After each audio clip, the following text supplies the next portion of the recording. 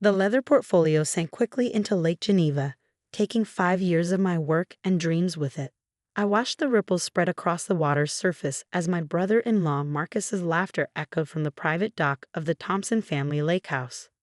"Oops," he said, brushing his hands together as if wiping away dirt. "Butterfingers. But hey, consider it a favor. Now you can focus on fixing your marriage instead of chasing these ridiculous business fantasies." My sister Emma sat frozen in her designer deck chair, her face caught between embarrassment and the instinct to keep the peace, just like she'd done throughout our childhood, ever since Marcus bullied his way into our family through marriage. "Marcus," she finally said, her voice weak. "That was Sarah's entire business plan." "Please," he scoffed, adjusting his Rolex. "Your little sister needs to understand that not everyone is cut out for the business world. Some people should stick to what they know." His eyes raked over me dismissively, like being a good wife to my best friend. The mention of James, my soon-to-be ex-husband, made my chest tighten. Of course Marcus would bring him up now. They'd been fraternity brothers before becoming business partners at Thompson and Reed investment firm. The same firm that had mysteriously lost $50 million in client money last month. "You're right about one thing, Marcus," I said, keeping my voice steady as I reached for my laptop bag. "Not everyone is cut out for the business world, especially those who can't keep track of their clients' millions." The smirk froze on his face. "What are you talking about?" Around us, the other family members lounging on the deck shifted uncomfortably. Sunday gatherings at the lake house were supposed to be peaceful, not battlegrounds. But Marcus had crossed a line, just like he'd been doing for the past 15 years. "Sarah," my mother warned from her perch near the wet bar, "this is supposed to be a nice family gathering." "Oh, it's about to get very nice," I replied, opening my laptop. "In fact, I think it's time for some family transparency. Something Marcus knows all about, right? Transparency in business dealings." The color drained from his tanned face. "This isn't the time or place." "Actually, it's the perfect time." I turned my screen toward the gathered family. "See, while you were busy throwing my portfolio in the lake and trying to sabotage my dream of starting my own investment firm, you forgot something important." "And what's that?" His voice had lost its usual arrogant edge. "That before James asked for a divorce, I was handling the digital security for Thompson and Reed, including all the backup servers, all the transaction records, all the private accounts." Emma stood up suddenly. "Sarah, what are you saying?" "I'm saying I clicked open a folder labeled TR_offshore_transactions. That while Marcus was convincing you I was too stupid to understand business, I was discovering exactly why their firm lost $50 million. Want to see where it really went, big brother?" Marcus lunged for the laptop, but 15 years of martial arts training, another thing he used to mock me for, paid off. I easily sidestepped him and watched as he stumbled toward the lake's edge. "Careful," I said sweetly. "We wouldn't want you taking an accidental swim like my portfolio, would we?" "Whatever you think you know," he said, straightening his polo shirt and trying to regain composure, "you're wrong. And making accusations like this could be considered slander. Slander requires the accusations to be false." I pulled up the first document, like telling everyone at James's firm that I was emotionally unstable and trying to sabotage the company. That was slander. This is evidence." Our father, who'd been quietly watching from his favorite deck chair, finally spoke. "Evidence of what exactly?" I turned the screen so everyone could see. "Evidence of how Marcus has been systematically embezzling from client accounts for the past 3 years, moving money through a series of offshore accounts, skimming percentages, manipulating records." "She's lying," Marcus cut in quickly. "This is fake, probably something she cooked up to get revenge for her failed marriage." "The marriage you helped destroy?" I interrupted. "By convincing James I was crazy for questioning certain transactions I discovered while updating the firm's security systems." Emma's hands were shaking as she reached for her wine glass. "Marcus, tell me this isn't true." But his silence spoke volumes. Around us, the peaceful Sunday afternoon had turned to quiet. Even the birds seemed to sense the tension crackling in the air. "Want to know the best part?" I continued, pulling up another file. "James didn't know. Your best friend, your business partner, had no idea you were stealing from your clients, including," I paused for effect, "from my sister's trust fund." "What?" Emma's voice cracked. Check your accounts, Em. That market downturn Marcus blamed for your losing 30% last quarter. It had nothing to do with the market and everything to do with your husband's private accounts in the Cayman Islands. The wine glass slipped from Emma's fingers, shattering on the deck. Red wine spread across the wooden planks like blood. You promised, she whispered, staring at Marcus. You promised you protect my inheritance. Baby, she's lying. Marcus reached for her, but Emma stepped back. You know how she's been since James left her. She's trying to destroy our family. The only thing being destroyed, I cut in, is your carefully constructed fraud. The SEC would be very interested in these records. So would the FBI's Financial Crimes Division. In fact, I checked my watch. They might be interested right now. Marcus's face turned from red to white in record time. What did you do? Me? Nothing yet. But remember Carl from it? The one you fired last month for incompetence after he started asking questions about certain transactions. He wasn't quite as discreet with his evidence. As if on cue, a boat appeared around the lake's bend, heading toward our dock. Even from this distance, the FBI insignia was clearly visible. You? Marcus snarled, taking a step toward me. Marcus, my father's voice cracked like a whip. Don't you dare. I'd think carefully about your next move, I said calmly. Assaulting a witness would just add to your charges. The boat was getting closer. Marcus looked wildly around, like a trapped animal. For a moment, I thought he might actually try to swim for it. Why? Emma's quiet voice cut through the tension. Why would you do this? To us? To me? But before Marcus could answer, the FBI boat docked, and 3 agents in windbreakers stepped onto our deck. Mr. Thompson, one of them called out. We'd like to ask you some questions about certain discrepancies in your firm's accounts. I closed my laptop, watching as my brother-in-law's perfect world began to crumble. Looks like some things really do sink, don't they, Marcus? The next hour unfolded like a scene from a crime drama. The FBI agents efficiently cordoned off the deck, taking statements from family members while Marcus sat handcuffed near the wet bar, his expensive polo shirt now wrinkled and damp with nervous sweat. Emma hadn't moved from her spot by the railing, her eyes fixed on the lake where the broken wine glass glittered among the wooden planks. Our mother hovered nearby, unsure whether to comfort her daughter or berate me for causing such a scene at a family gathering. Ms. Wilson, one of the agents approached me. We'll need you to come down to the field office to make a formal statement. I nodded, gathering my laptop. I have copies of everything ready to hand over. You've been planning this, Emma said, her voice hollow. All this time, while I defended him to you, while I told you to give him a chance, you knew. I discovered it 3 months ago, I admitted, right after James filed for divorce. I was cleaning out my home office when I found the backup drives from my security audit. And you waited until now? Her eyes finally met mine, filled with hurt and betrayal. Why didn't you tell me immediately? Would you have believed me? I asked softly, over him. Her silence was answer enough. For 15 years, Emma had chosen Marcus's version of reality over everyone else's, over our parents' concerns about his controlling behavior, over my warnings about his financial manipulations, over her own instincts about his frequent business trips.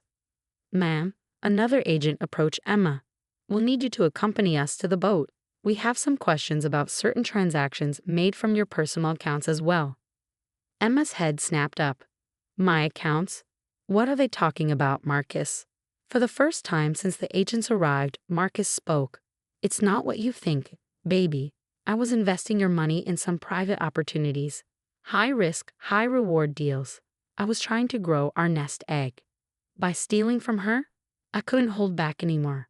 Show her the truth, Marcus. Show her where her trust fund really went. I opened my laptop again, pulling up another document. Here, Em, look at these transfers. Every month for the past 2 years, money from your account has been moved to various offshore locations, always in amounts just under the reporting threshold. Marcus, Emma's voice trembled. The penthouse in Miami, I continued. The yacht in Monaco. The private island shares. All bought with stolen money, including $8 million from your trust fund. Our father stepped forward, his face thunderous. $8 million? That was her inheritance from her grandmother.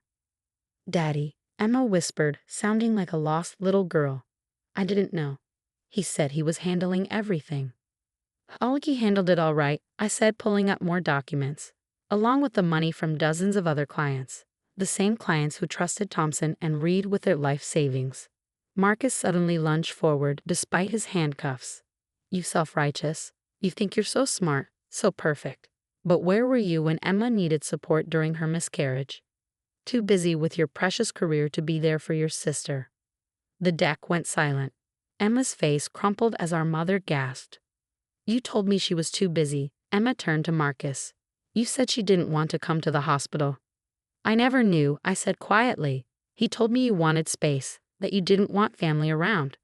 I sent flowers to the house. Which I never received, Emma finished, realization dawning on her face.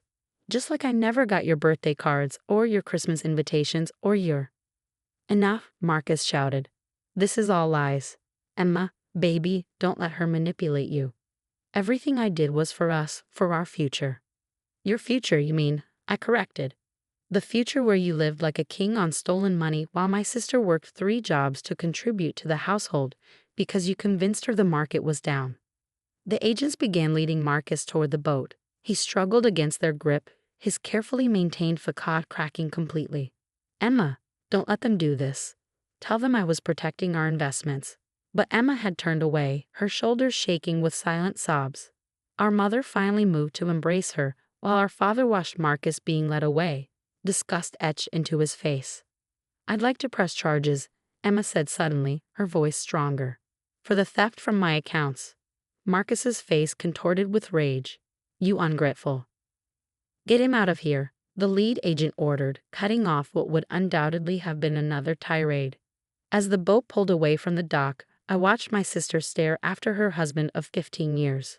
The man who had systematically stolen not just her money, but her relationship with her family.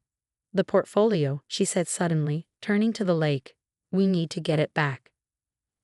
It's okay. No, she insisted. It's not okay. None of this is okay. But maybe we can start fixing things. Starting with your business plan. She kicked off her designer sandals and moved toward the lake's edge. Emma don't. But she was already diving in, her expensive sundress billowing around her like a jellyfish as she swam toward the spot where Marcus had thrown my portfolio. I watched my sister surface and dive repeatedly, searching the lake bottom, and felt something shift in my chest. Maybe some things lost could be recovered after all. 6 months later, I stood in front of the newly renovated offices of Phoenix Investment Partners, watching as my company logo was installed on the building's facade. The morning sun caught the metal letters, making them shine like a beacon of new beginnings. Quite a view, a familiar voice said behind me. I turned to find Emma, looking very different from the polished society wife she'd been at the lake house. Her designer clothes had been replaced by a simple business suit, and there was a new strength in her posture. Thanks for coming, I said, pulling her into a hug. I wasn't sure you would. My little sister's company launch, wouldn't miss it. She pulled back, studying the building. Though I still can't believe you bought Marcus's old office building. Poetic justice, I smiled. Besides, I got it for a steal at the bankruptcy auction.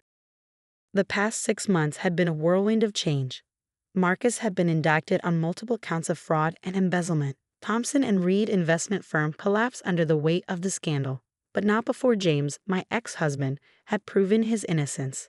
He even testified against Marcus, finally choosing truth over fraternity loyalty. Have you heard from him? I asked Emma gently. She twisted the bare ring finger on her left hand. His lawyer called about the divorce settlement. He's trying to protect some assets, but, she laughed bitterly, there's not much left to protect. You know your trust fund is safe now, right? The FBI recovered most of the money. Thanks to you. She touched my arm. Sarah, I never properly apologized for not believing you sooner, about Marcus, about everything. I led her into the building, past workers carrying furniture and setting up computers. You believed what you needed to believe. We all did. Still, she said, following me into my new corner office, ironically, Marcus's old space. If I had listened when you first noticed those suspicious transactions, then Marcus would have found another way to hide his schemes. I sat behind my desk, remembering how he'd laughed while throwing my portfolio into the lake. Some people are just good at hiding who they really are. Emma picked up a framed photo on my desk. The recovered portfolio, now slightly water damaged but intact. A diving team had retrieved it the day after Marcus's arrest, along with other evidence he had tried to dispose of in the lake. "Is this why you invited me here today?" she asked. "To show me you succeeded despite him?" "Actually, I opened my desk drawer and pulled out a contract. I invited you for this." She took the papers, her eyes widening as she read. "Director of Client Relations, Sarah, are you serious? You spent 15 years managing Marcus's social connections and turning them into client relationships. You know everyone in the investment world. More importantly, they trust you." "They trusted Marcus too," she said quietly. "No," I said, standing and walking around the desk. "They trusted you. Marcus just took advantage of that trust, like he did with everyone." Tears welled in her eyes as she stared at the contract. "But after everything that happened, everything I let him do, Emma," I took her hands. "You're my sister. You were a victim too. But you're also one of the strongest people I know. And this company could really use that strength." She wiped her eyes, a small smile forming. "Phoenix Investment Partners, rising from the ashes." "Something like that," I grinned. "So what do you say? Ready to show the world what Thompson women can really do?" Instead of answering, she picked up a pen and signed the contract. As she did, I noticed she was wearing Mom's old bracelet, the one Marcus had always said wasn't sophisticated enough for his wife. "You know," she said, handing me back the signed papers, "I found something interesting while cleaning out Marcus's home office. A copy of your original business plan, the one he threw in the lake. He'd been studying it, making notes. I think he saw you as a real threat." "He should have," I replied, filing the contract. "But not because of my business plan. Because of your integrity," she finished, the one thing he could never understand. We walked to the window, looking out over the city. Somewhere out there, Marcus was sitting in a federal holding cell, waiting for sentencing. James was rebuilding his career at a different firm. And here we were, two sisters who had finally found their way back to each other. "What happened to that backup server?" Emma asked suddenly. "The one with all the evidence." I smiled, pointing to a sleek black unit humming quietly in the corner. "Keeping it as a reminder, some things shouldn't stay buried in lakes." She laughed, a real laugh, one I hadn't heard since before she met Marcus. "To things that float to the surface," she said, raising an imaginary glass.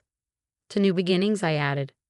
As we stood there, watching the city buzz below, I thought about that day at the lake house.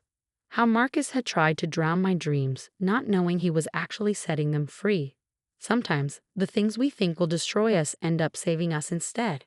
And sometimes, the best revenge isn't revenge at all. It's success, integrity, and family finding its way home.